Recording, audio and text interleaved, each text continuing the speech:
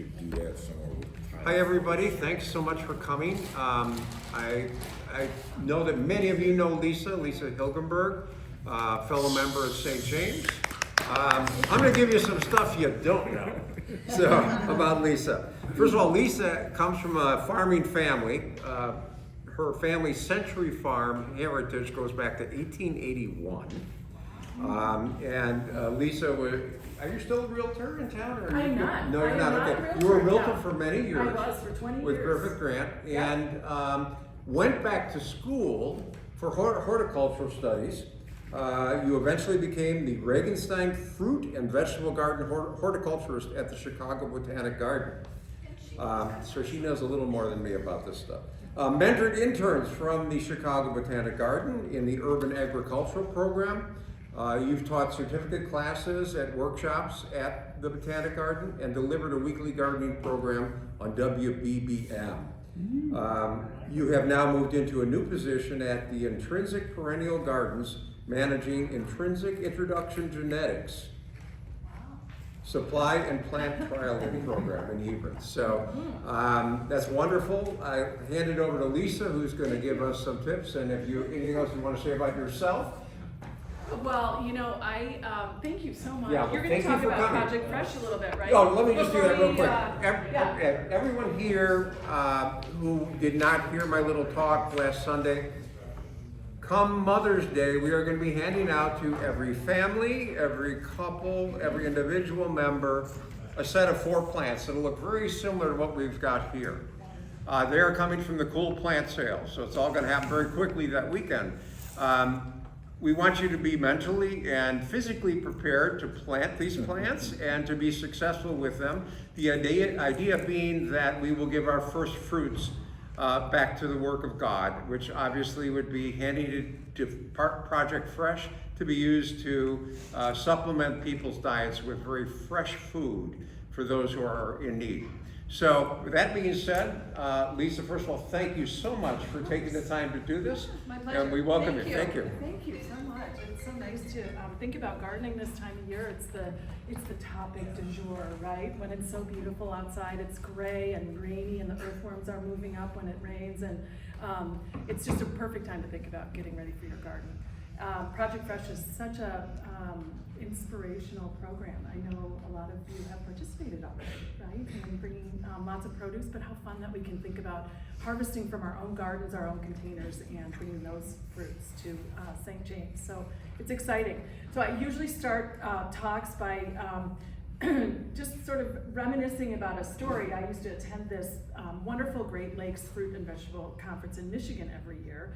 And the last time I went, I was sitting down in a chair like you all are sitting, and I was sitting next to a man who had his hands on his knees, and he had big, gnarly hands, just full of calluses and nubby knuckles and broken fingernails and dirty fingernails. And I looked down and I said, "So what are you farming?" And he said, 100 acres of blueberry. And that's when you really think about that. Blueberries are sharp and inhospitable plants in a lot of ways.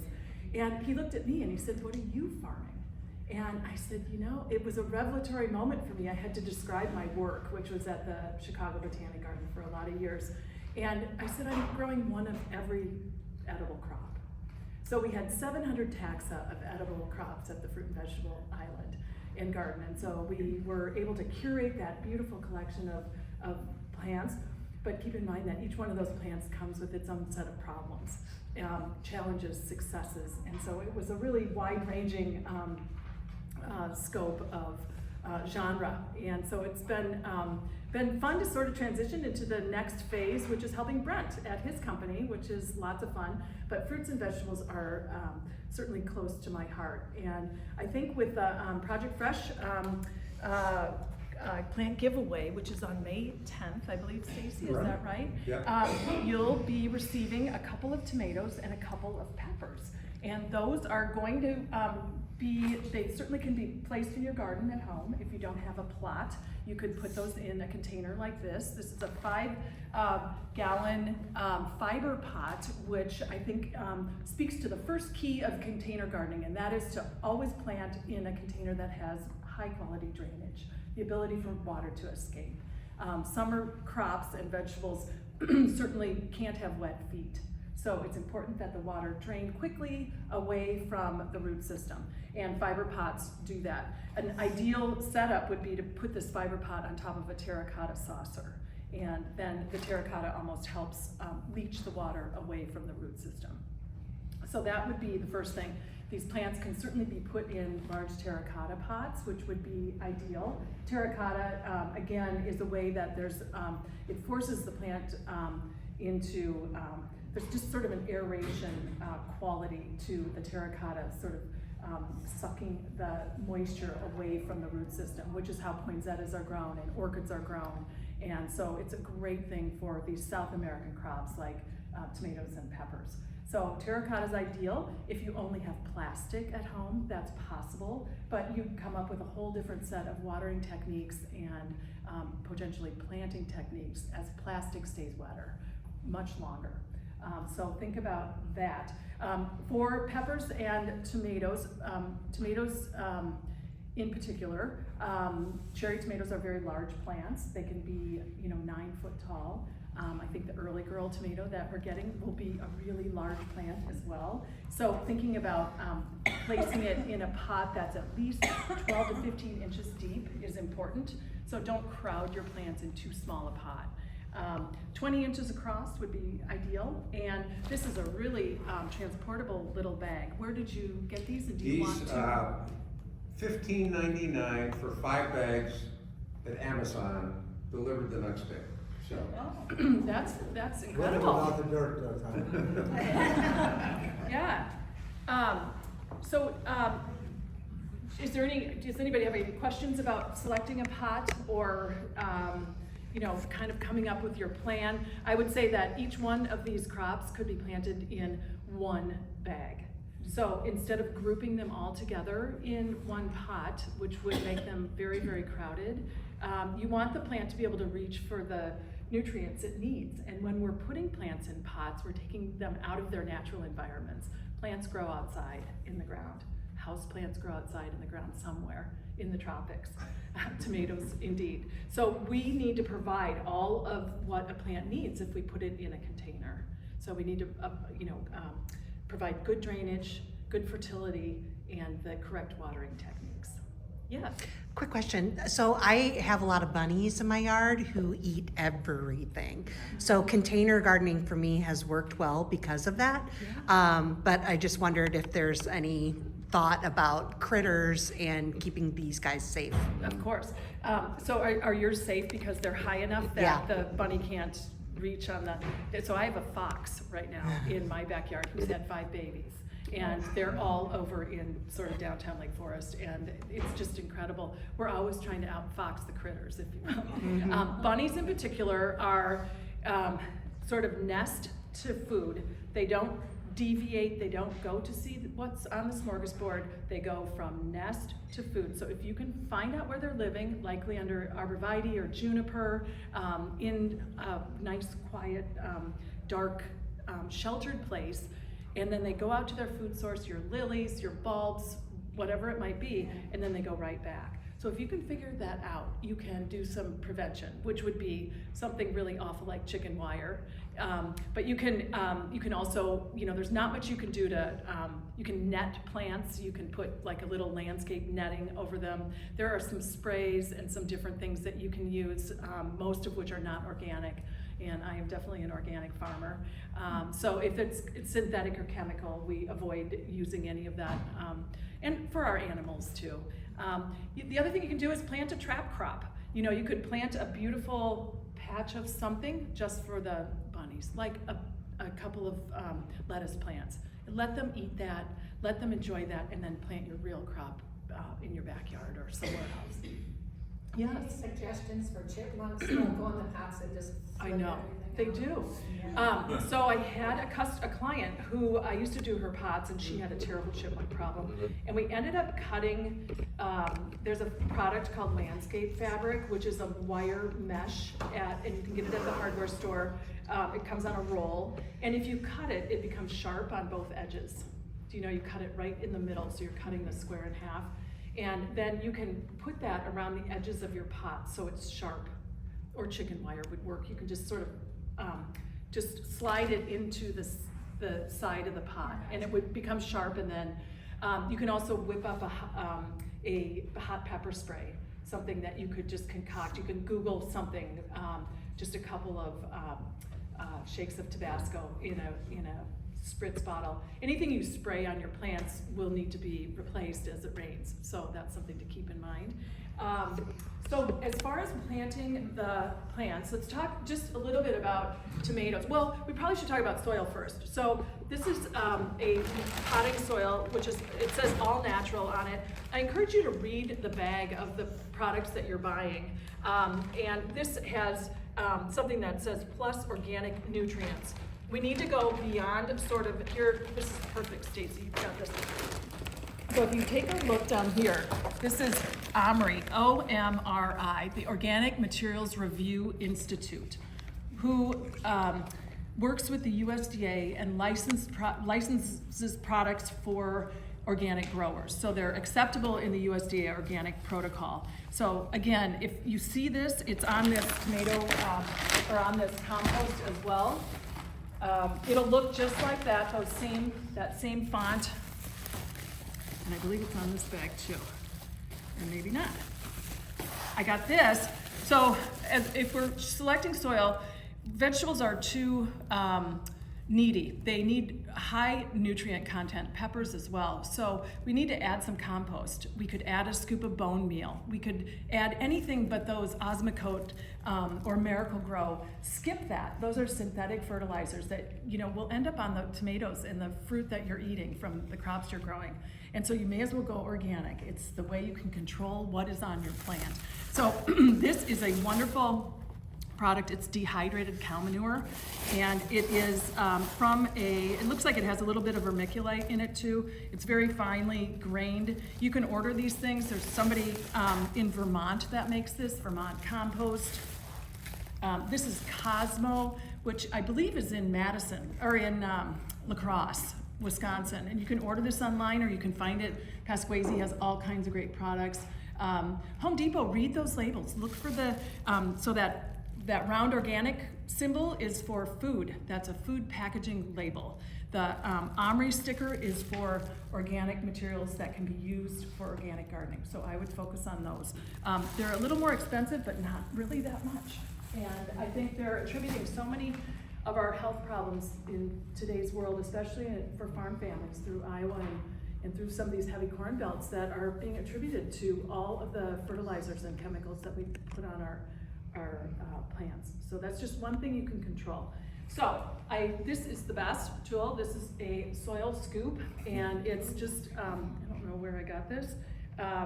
It moves soil. Have the right tools.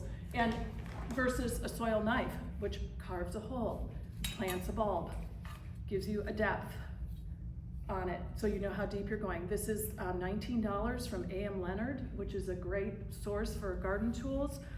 This is probably about the same, but having the right tools really works well. You can also use a plastic pot.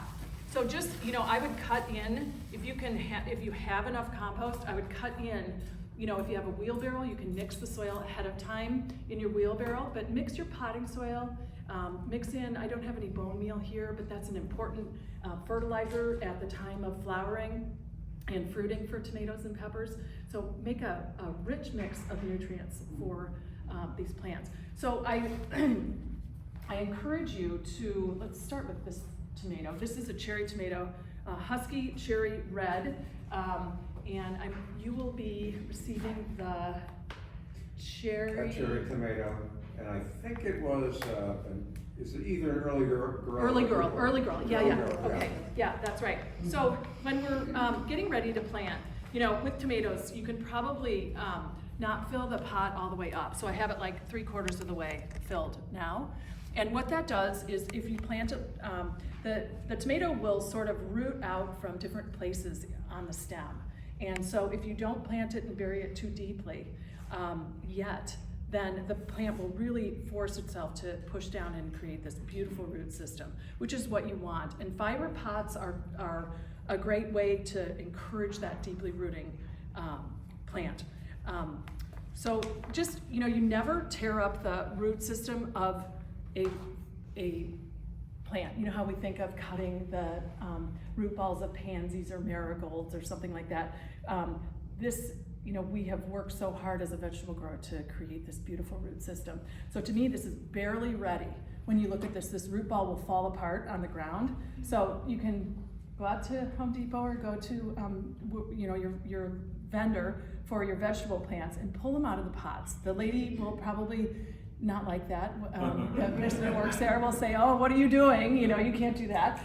But if the plant is not fully rooted throughout the whole container, you can see the root system has been formed all the way down the whole way. That's ideal. And again, this is so lightly rooted that it's just barely ready.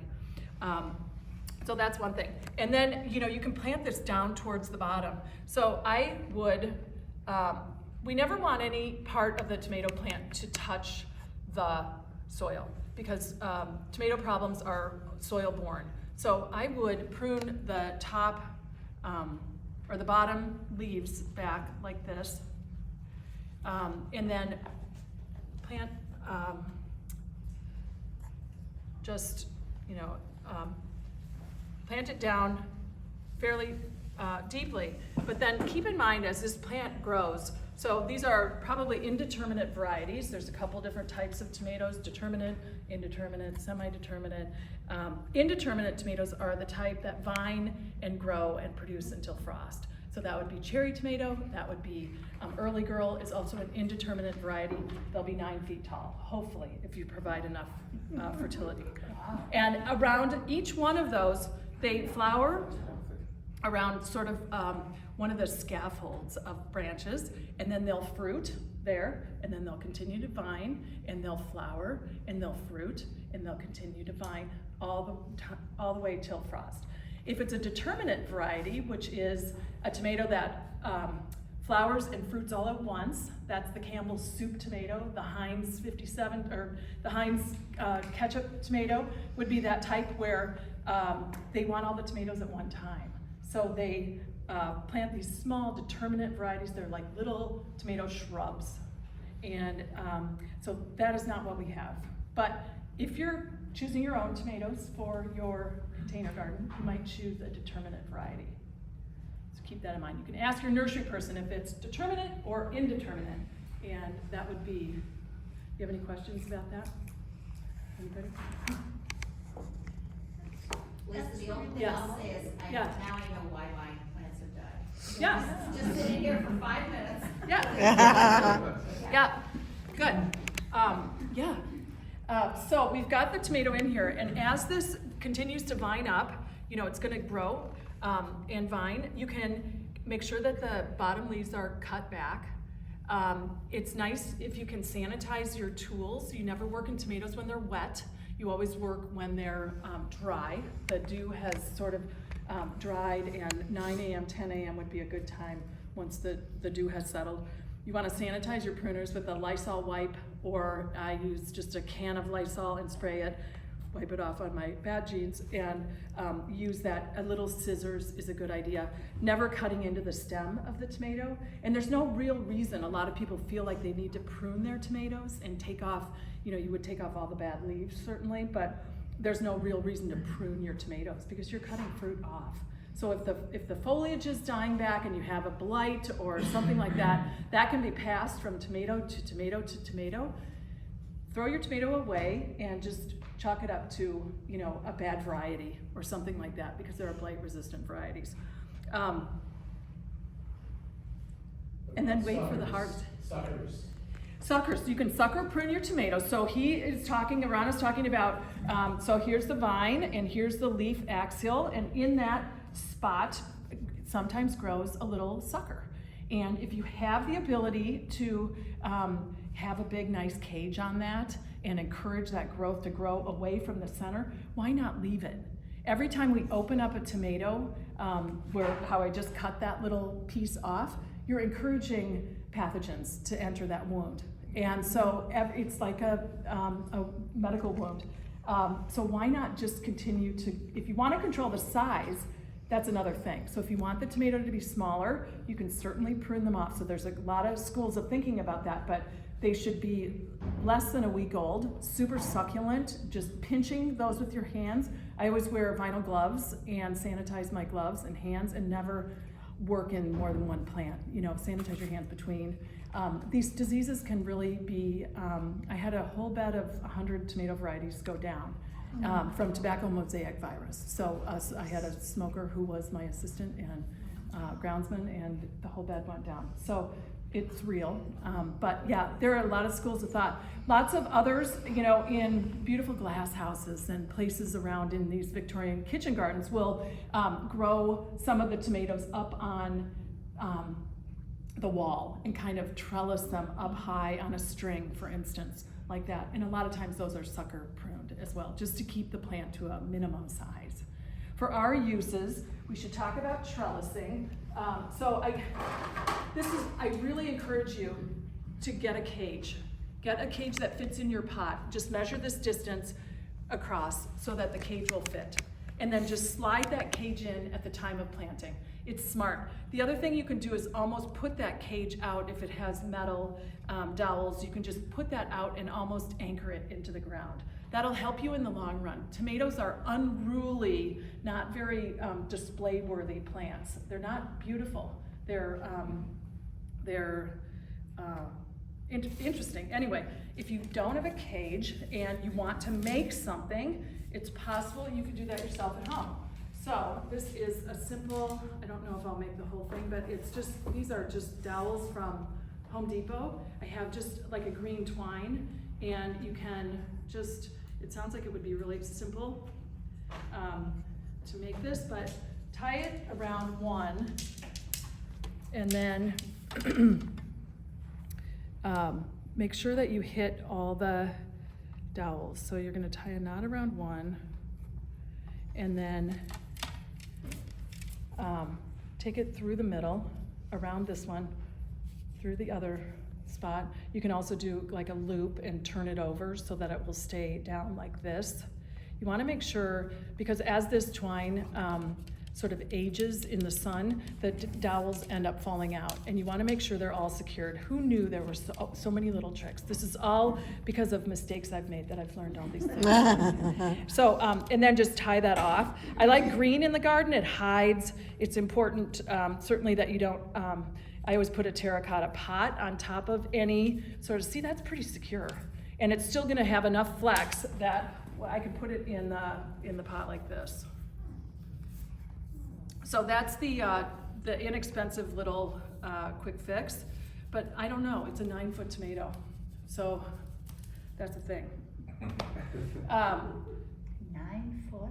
Well, they're big tomatoes, so we hope they're gonna be big. So to get 9-foot tomatoes, you're gonna wanna put a scoop of compost on a plant when it's working the hardest. When a cabbage is heading, that's when it's working the hardest. It needs the most water, it needs the most fertilizer. When the tomato and pepper is flowering, that's when it needs bone meal.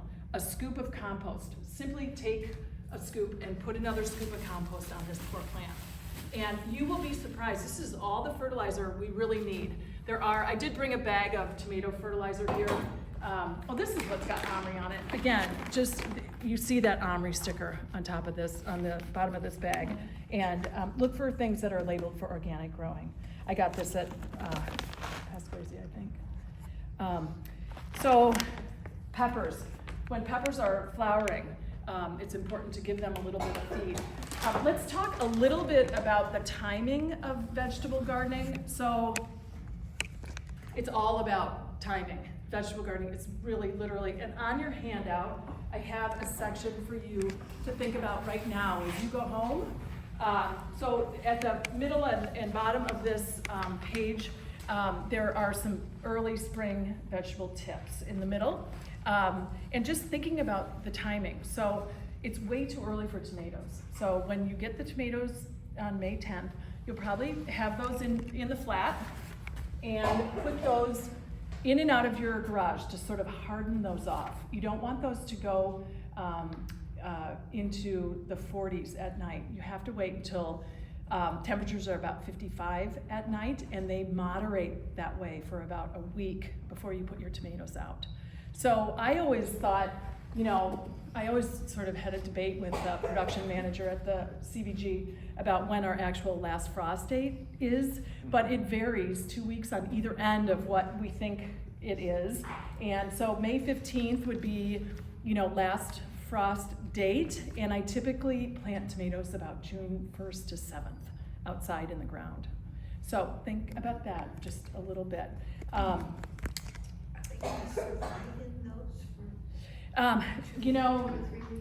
You can also plant these and put them in your garage. You could plant pots and put them out somewhere. But just sort of, if you need to protect them, the best thing to protect a plant through frost would just be one of those flour sack dishcloths. Everybody has one in their cabinet, in their kitchen. Just throw it over the bag. Plants that are fully hydrated go into a cold evening with the ability to survive, more so than those that are really dry and desiccated, and in potting soil like this, rather than nutrient-dense potting soil like we have there. So the early spring tips would be, things that you can plant now. Cool season greens, any of the root vegetables that you want to place in the ground, like spinach, carrots, beets. We're getting to that point. Potatoes, May 1st. Thinking about planting those potatoes. I planted potatoes with Bodie and Zoe in the last couple of years, and I used fiber bags like this, and the harvest is so worth it. They just come up with this, it's a dinosaur egg, that kind of moment, and then we can eat potatoes, baked potatoes and smashed potatoes. And okay, so that's that. I think, please enjoy that and ask any questions about that if you have any. This has heat-loving vegetables, which is what a tomato is, and that would be, a little after the average last frost date for tomatoes outside. I have a list of plants and varieties that I have had a lot of success with on the back, which is maybe more than you are interested in, but that is a couple of websites that are really interesting are Johnny's Selected Seed, if you're interested in vegetables, and it's in Albion, Maine, and it's a wonderful employee-owned company that has every single thing that you could possibly imagine having to do with gardening. So that's a good resource. I have some troubleshooting pages, and I am glad to, maybe I just place them on Shelley's table, and then I have some techniques for trellising and some ideas for success in trellising and working in your tomatoes. Again, sanitizing, and don't work in wet plants, and don't certainly prune above the flower at the top. You'll cut off the sort of the indeterminateness. Watering techniques, we should talk about that. The most often made mistake in gardening is watering. We overwater everything. Think about the plants and where they're from. These are from South America and Mexico. They are adaptable to very dry conditions. Tomatoes, when they're heavy on the vine, will split and open when there's too much water. Plants will sort of produce too much foliage when they're overfed and overwatered. So that's just something to keep in mind. The only way that you can tell that a plant needs water is to take a handful of soil and ball it up in your hand. If it's dry like this, it needs water. And it needs water directly at the soil around the stem. We're never overhead watering this so the leaves are getting wet. Any splash of disease or any water droplets can carry that to something else. So it's important to water just around the base of the plant, but fully water it so you can see the water drain out of the bottom of your container. Let's see. Early in the day is better so that plants don't have to overnight with wet leaves, which can be a fungal producer. Regular, consistent watering. That's a really important thing to think of when we're starting plants as new plants in the spring. Is they're little babies, coddle them. Once a week is better than a little every day. So water thoroughly, let the water drain away. use the test. You always dig in the water. What happens on the soil surface is not what's happening an inch below the surface. You need to dig in there, get your hands dirty, that's what this is about, and find out if the plant needs water. Check your containers more often than you would the plants in your garden, because they're likely to dry out. They're exposed to air on more sides, and they're much more likely to dry out. And then the fertilizer we touched on, you can look at that. And then tomato problems are here. I think, you know, maybe we can ask some questions if anybody has any questions or challenges, or, yeah, Bob. There are a lot of rules and directions and stuff like here. My wife's got a lot of money, can we rent you? You know, it's funny, my dad was a vegetable gardener, and we had a front yard vegetable garden when we lived in Decorah, which is where he was working at Luther College, and we had vegetables just at this beautiful, you know, before it was a thing, you know, we really grew vegetables, and we have this old farm, and I grew up growing pumpkins there, and then we'd take them back to the city for all our neighbors, because that's where we lived.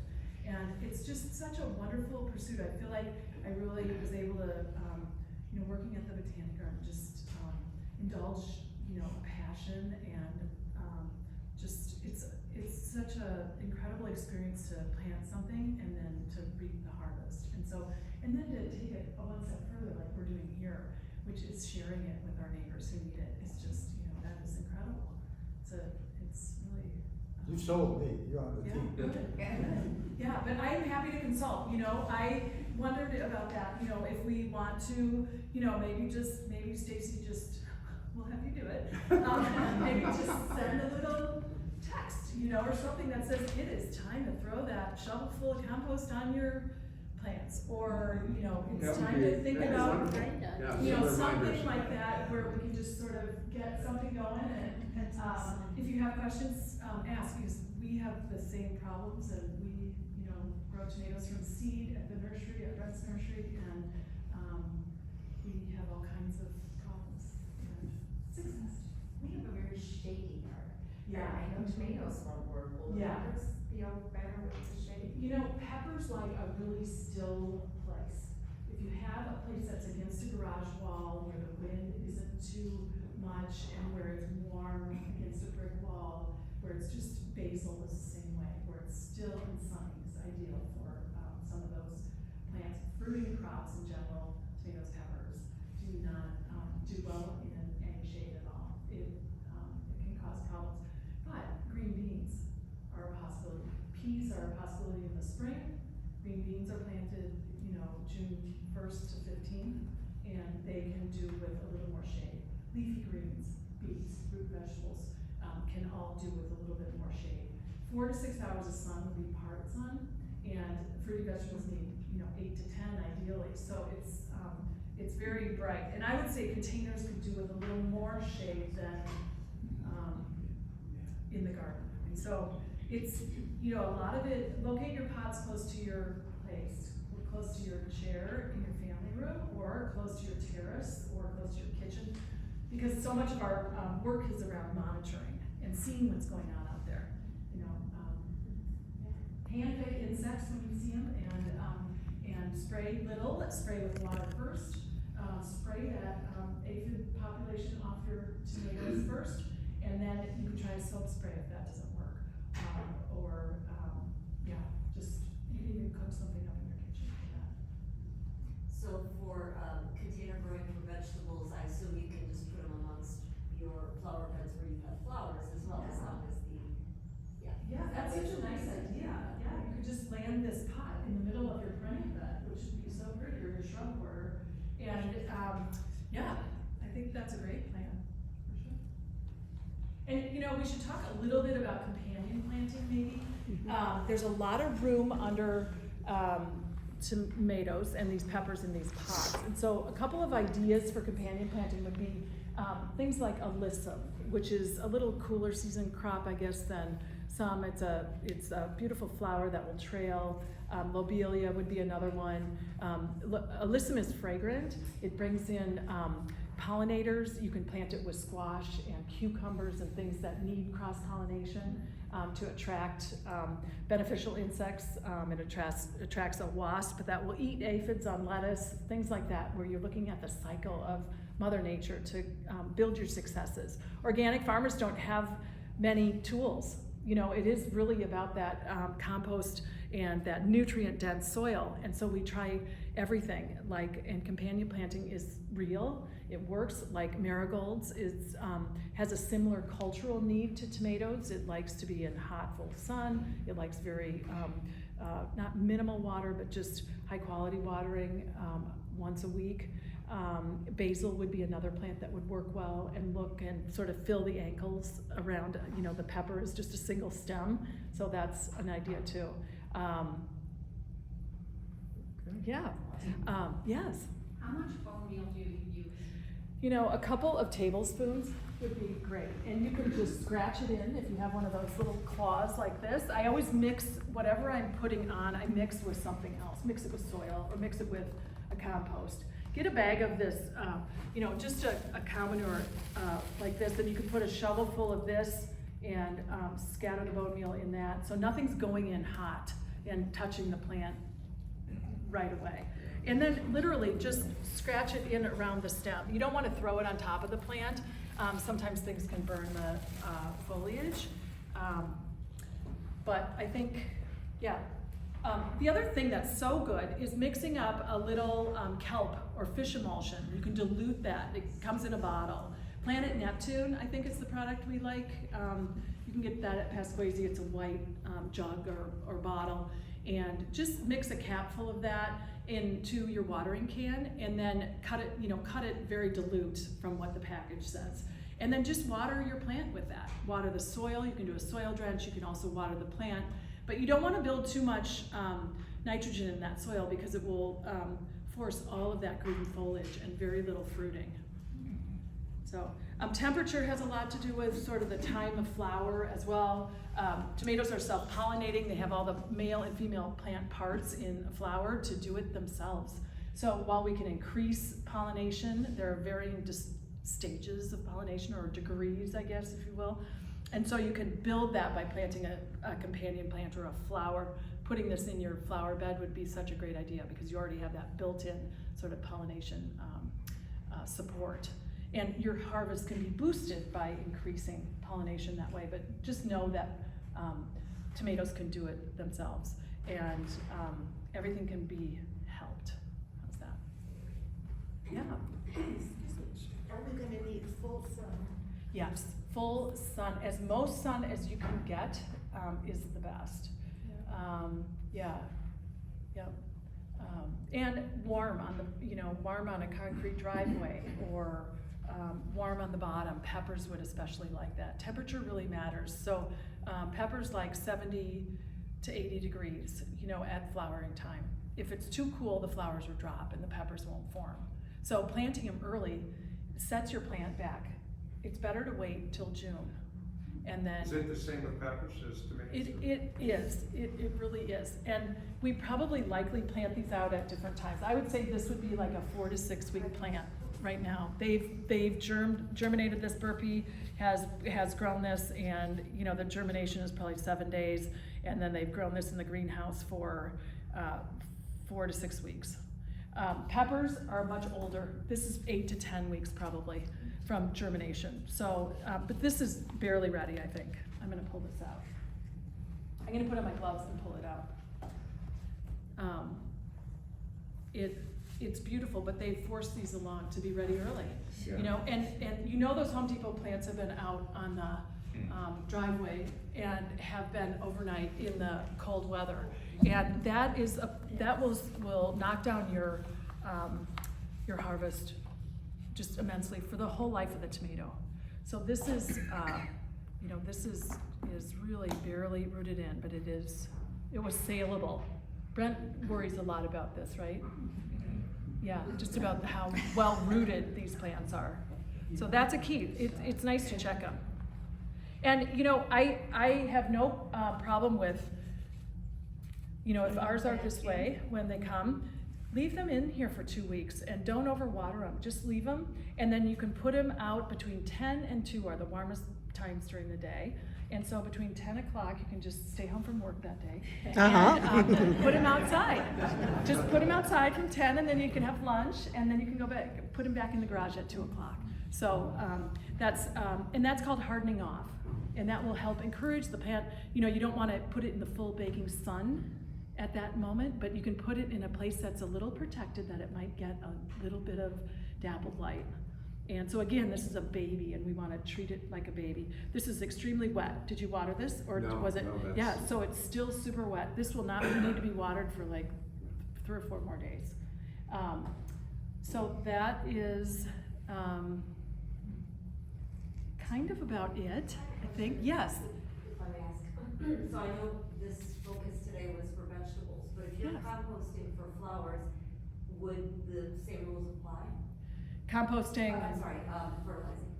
Fertilizing for flowers.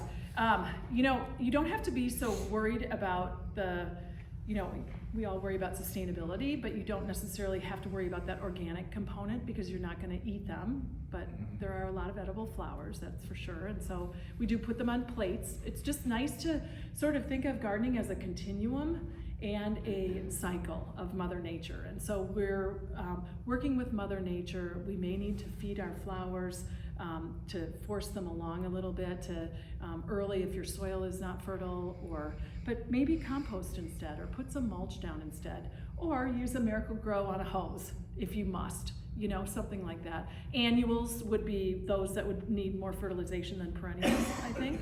Wouldn't you agree with that, Brent? Yeah. Annuals would be nasturtiums. That would be a great edible flower. Marigolds. Anything that goes from seed to seed in 1 year is an annual. Perennials are those that grow, die back, cut back, and come up again for 3 years. That's a perennial plant. And then there's one in between that's called a biennial. And biennials are those that produce the foliage the first year, shoot up their flower the second year, and that's it. They're done. So those short-lived plants, annuals and biennials, would be those that you would need to potentially fertilize, because they kind of peter out at the end of the season. Any other questions? Yes. I was just thinking now, as I'm getting back into gardening a little bit. Oh, good. I have some help, but I used to plant nasturtiums, and my husband always said I was planting them too late in the season, because they germinate in cooler temperatures. Are we past the time for planting nasturtiums? No. Oh, no, good. no. Good. And you know the Seeds. beautiful Seeds thing and- of those cool yeah. season crops is anything you can plant in the spring, you can repeat in the fall. August 1st, think cool season. Cool It's true, season that's true. cilantro is such a great, people say, oh, why did the cilantro peter out in the summer? That's because it's a Bolted. cool season crop. It wants Yeah. to grow from, late February to May and be done. And then it wants to be started again in August 1st and grow into the cool season. So, and then within that, there are some crops that grow better started cool into the warm than they do started hot and into the Yeah. cool. Broccoli and cauliflower, for instance, those. Because the nasturtium does need that cooler It soil does, to germinate. yeah. But they thrive in the warmer temperatures once they're Once set. started, Yeah. yeah. And you can save seed from nasturtium. Yeah, I Again, have and- done that, but usually I like to use the flowers in salad, so. It's so good. And the leaves are peppery. Yes, That's I sort miss of, those too, yeah. Petiolate flower that Yeah, has one yeah. little stem on the bottom of the lily pad like leaf. And you can put a little goat cheese and a little clip chive on that down the middle of that leaf and wrap that stem around, and you'll sort of wow That's a your good neighbor idea, with yeah. that little crudité. Yeah, so nice. Well, Garden on. yeah, Woo! yeah. Yeah. That's great. Thank you. Thank you. Good job. Thank you so much. We will try to get a question answer thing going. We'll work so that anything you have can go to the St. James website under a heading, and then we can pass them along to you, so you're not getting 40 calls a week or whatever, Totally. Okay? Yeah, let's do it. Thank you so much for your time. It was very, very helpful. Yeah, thanks. Good. I'll Thank you, clean up Tom. myself. No, I'm gonna